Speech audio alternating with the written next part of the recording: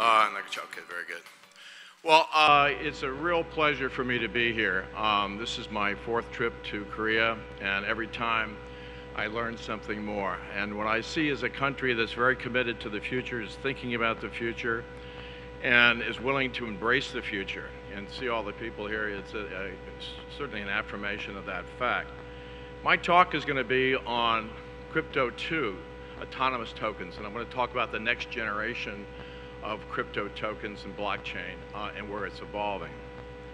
A little background on myself. For the last 2 decades, I've been at Harvard and MIT. My background is in artificial intelligence and linguistics. Originally, I've done a number of startups, but my recent focus has been on creating new kinds of regulatory frameworks, institutional frameworks that are digital. And what happens when we go to a fully decentralized world? How do we govern that world? How do we create transparency in that world? How do we create accountability? How do we protect privacy? How do we create new forms of value? And what's happening so much now is that the arrival of Bitcoin and Ethereum and the whole cryptocurrency world, or crypto tokens, is opened up a door in how to redesign, rethink society in a fundamental way. What I like to do is take a little look at it. I've got a lot of slides, I'm going to go pretty fast to get through them, to have a look at it, what the points I want to make here. And one of these is when people talk about the blockchain, they think of the blockchain. I think what you're going to see is an internet of blockchains, a network of networks. You're going to get interoperability, and I'll talk about that a little bit. And the other idea is that tokens themselves are just not static things. This is where the convergence of AI and cryptography comes together to create smart tokens that themselves are adaptive, and there are new ways of creating value and preserving value, and that has real implications for how we think about regulation. And another, I think, massive trend is that we're breaking down the normal boundaries of nation states and creating these global networks. And how do we create sort of a supernatural unit of value, or token that can be exchanged and to let people work together as a whole on the planet, particularly around issues of climate change. And then the other concern is how do we have appropriate regulatory format. The previous speaker talked about needs to change your thinking and regulation. I couldn't agree more. There's a way in which you can under-regulate or over-regulate, but there may be ways in which you can use the technology to regulate, and that means what I call provable protocols, and I'll just allude to that. But just go back in time a little bit to see where we've been in terms of the currency markets and how markets work. They've always had bubbles. They've been susceptible to bubbles. They're like a runaway system. They inflate and they collapse. It's something that's sort of been endemic to how human beings organize their economic life. And it actually, we go back in time and say, where did the stock market come from? Where did the central banks come from? They have really humble origins in the sense that they're tally sticks, they're stocks that you niche and you exchange among people in order to verify a transaction. The Bank of England itself was a result of a failure of the English financial system after the Treaty of Westphalia, in which they got together a small group of private bankers in order to help the king finance the Navy. So these are sort of the origins of our financial system. And if you look at the New York Stock Exchange, it was really what they called Buttonwood Agreement. It was a group of people, 27 people, I believe, got together under a tree and they agreed to create an exchange. And now we've got the New York Stock Exchange. This is how it began. Another key component of any financial system is to have some unit of exchange that you can rely upon. It's verifiable. So obviously we talk about the gold standard, the silver standard, the metals, but there's a whole thinking that you need metals in order to verify a transaction. Gold is something to be trusted, but can we trust the content of the gold? Hence you say, what's the Troy ounces? We know a sayer can say this is what this coin is worth, this is what the silver is worth, this sterling pound. There's some authority that validates that unit of exchange, and we've done that with traditional metals. If we look at the markets right now, this is sort of a little bit odd slide, but what it shows is a visualization of scale. So on the far left, you have Apple. Here's the market cap for Apple. And then you have all other stock markets. And then you have the debt market. And then you have the size of gold.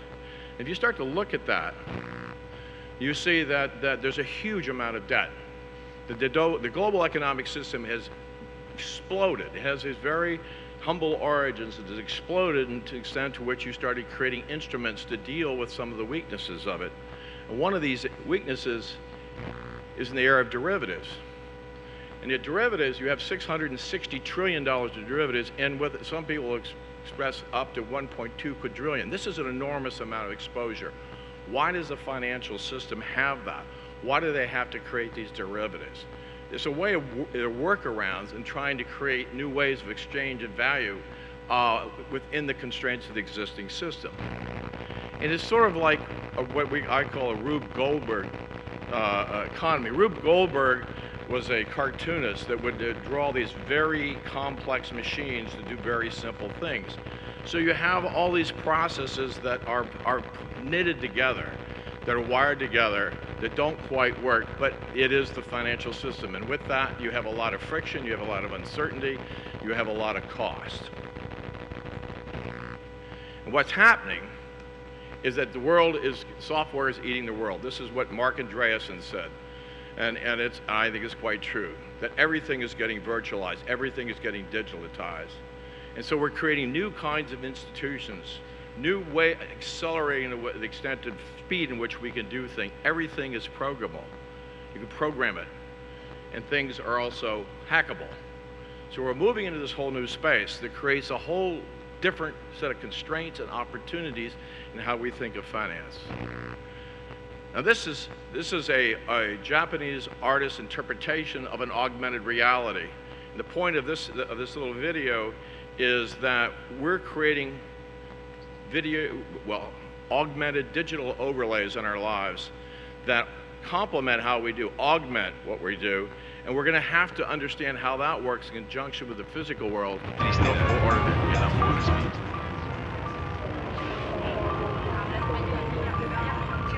Everything is rated, everything is coming at you. If you don't understand the signposts, you don't know where to go. So we're living in this dual world. At the same time, it creates opportunities. So we have the head of the IMF, Christine Lagarde, saying, yes, we can have virtual currencies and it actually could be more reliable. Now, this is a very different narrative than you hear here. And this was at the World Economic Forum, I think, when she made this, not this year, but the year before.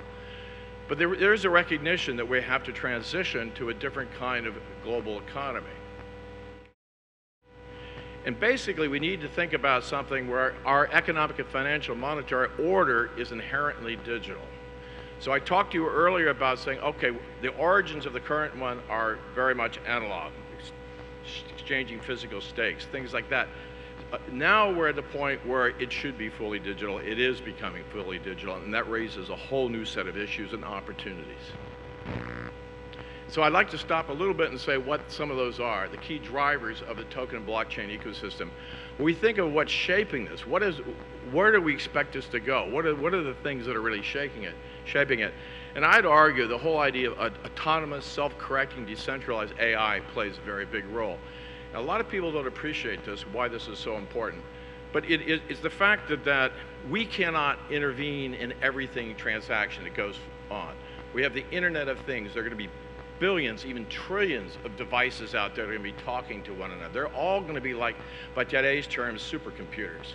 Now, we can't intervene, so we're going to have to allocate some kind of agency and power to those devices, and how we design those things, how we monitor those things becomes very important. The other shaper I think is very important is climate change. People, this is a reality, is coming in faster than we want to acknowledge.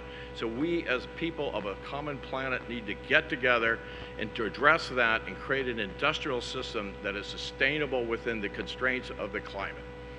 And that means a big, big change in how we think about things. Third is this whole idea of an incentive systems. Markets are incentive, and currencies are ways of incentivizing different kind of behaviors. As more we learn how to design different kinds of tokens, we can incentivize different kinds of pro-social behaviors and get people to work together to accomplish certain kind of ends. Now, the key issue here is how do we protect people? And what is the appropriate role of a regulator? Now, we think of regulation within the traditional framework of the government coming in and issuing a ruling and creating an intervention, which is almost like a denial of service attack. What you really want to do is build a technology that encompasses and incorporates a lot of these principles, like know your customer, AML. And the other big challenge is security and scalability. Right now, the Bitcoin blockchain world is not highly scalable. Everyone's working on this problem. The security parts of it are right. The other issue with, say, particularly the Bitcoin proof of work protocol is that it consumes a lot of energy. And if we actually adopted that, we'd fry the planet. So we're right now what I call is crypto one space, and sort of the poster child person for that is John McAfee. I mean, that may be a bit of an overstatement, but there are those who believe in a highly libertarian view where they can have anonymity, they can make it this highly speculation. He's a great speculator. He says that Bitcoin's going to go, I think he said $1 million, and he has this whole idea: do not tread on me. And so there's the idea of limited governance. They're agnostic to some of these issues around energy consumption. And this creates a lot of the regulatory issues. I mean, just as was mentioned here earlier, in the US, there's been a lot of uncertainty around the regulatory framework. Now, the Chairman Clayton has said that to him, most things look like securities. And I think this raises some really basic issues. An instrument of speculation different than a speculation in an instrument. In other words, there is going to be risk associated with any kind of new investment, but it's not designed to create risk. And there are ways in which people can participate in a new economy and have that risk mitigated by technology in a reasonable sense, rather than be subject to the blind forces of market manipulation. And I think the point that I'd like to make here, in an adaptive and dynamic world, I talk about these dynamic algorithms, these adaptive smart tokens. Can you design in the security, in the privacy, into the token itself? And I think people are doing that. There are a number of tokens now that are called privacy tokens, KYC tokens. You can see this sort of process taking place where the protection is built into the technology. The second phase, and I use Gavin Wood as sort of the face of this, and it could be a number of people, but he was CTO of Ethereum. Now he's gone on to start a company called Parity. He started another open source group called the Web3 Foundation. There's also something called the Polkadot Protocol. There, the interest is creating an internet of blockchains, creating interoperability among blockchains, not saying there's a single solution. They may even have different kind of consensus algorithms. They may do different kinds of public and private chains. All of that can be interoperable. And it gives a great deal of flexibility, and you create a heterogeneous system. In my view, that's a much more robust and resilient way of going. And then the idea is that rather than be permissionless, in other words, you have to be identified to participate on the blockchain. My background and interest is through something we started to call the token commons, is you want to have a commons protocol. In order to have a commons protocol, you have to be identified, or you have the tragedy of the commons. Everyone's taking things for themselves and destroying the common good. So there are ways of building things that way. The other big issue that people now have, if anyone has traded Bitcoin or cryptocurrencies, is the whole customer experience, onboarding, security. It's a nightmare. And so one has to think about whitelisting, KYC, AML, how to protect your investment. I've been hacked several times. If you're fairly visible in the space, everyone wants to hack you. It's not a pleasant experience. But the idea is to do things, a new kind of governance, is what they call on-chain and off-chain governance. In other words, can I have built the governance mechanism into the protocol? So here are some of the Crypto 2 infrastructure tokens and protocols. There's one called Cosmos that represents an alternative to Bitcoin. The Sawtooth, which is something from Intel, that has something called proof of elapsed time. Algorand is something Silva McKelly out of MIT.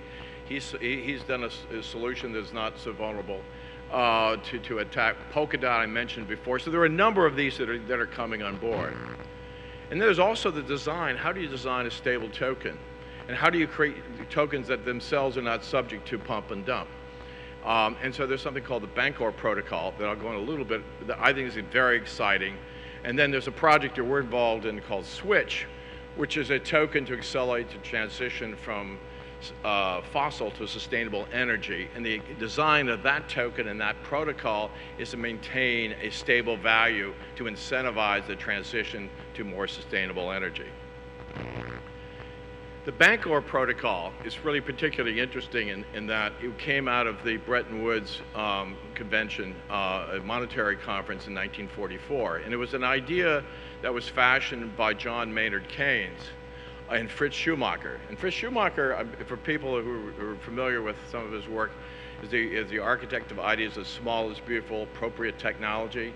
And what their interest was, how do you create a way of protecting smaller countries from the trade imbalances, and was earlier comment about that you have larger currencies dominating smaller, you have creditor nations, you debtor nations, and can you create a pool that levels that out in a whole set of processes? And he did not advocate setting up the IMF or the World Bank, but actually creating a new set of processes. That was not adopted. But now you have the Bancor protocol, which has adopted that. The things that we've involved with in the Token Commons Foundation and Switch is how do you create this super national verifiable unit of value? And that's a big mouthful. But what it means is how do you get everyone on the planet together to have a common set of incentives in order to reduce the carbon content of the atmosphere, and also create this new fourth industrial revolution. And it has to be at a global scale. And how can you mitigate these changes? And how can you create liquidity across different kinds of currencies? And I encourage you to look at the Bancor protocol as something that does that, and does it algorithmically so that you can actually trust what the assertions are, so you don't have to, with the verification of something is not dependent upon a human judgment, but is actually independently verifiable. So we use machine learning. We partnered with a group called Black & Veatch, which is one of the largest infrastructure companies, and they have an AI machine learning unit. It has an oracle that creates a global incentive protocol. And it allocates tokens, proof of production, proof that you've made the transition from fossil to sustainable. It allocates those tokens where they had the biggest impact. So if you do that someplace like India or Africa where they use a lot of diesel fuels, you'll get more tokens. So it's a way of making everyone have a common interest in the reduction of pollution and the reduction of carbon in the atmosphere. Oops.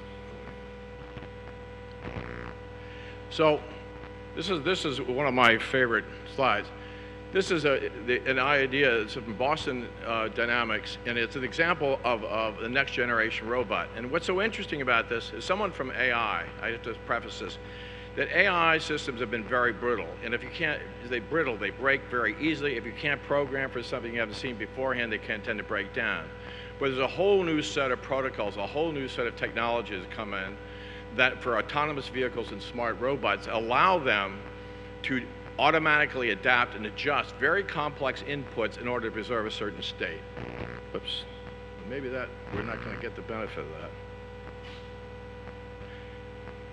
So, well, I guess that may not happen. The point of that video was that the robot did a backflip. It could do a backflip and catch itself. And what the point I want to make here is you have crypto 2 currencies or tokens that are self-correcting, where markets clear, and they clear around a price, and they can collapse, and you have bubbles. So you can have a runaway system. You use this technology to stabilize it, and have them stabilize themselves around a particular set of states that are really important. And so what we can do in this is what we do this is the MIT City Sciences Group.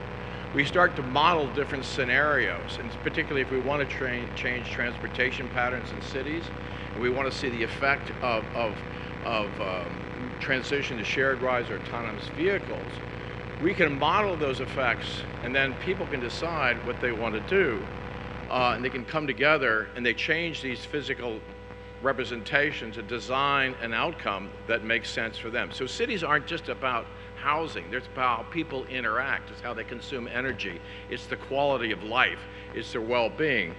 So we developed something that allows people to get together to model these effects.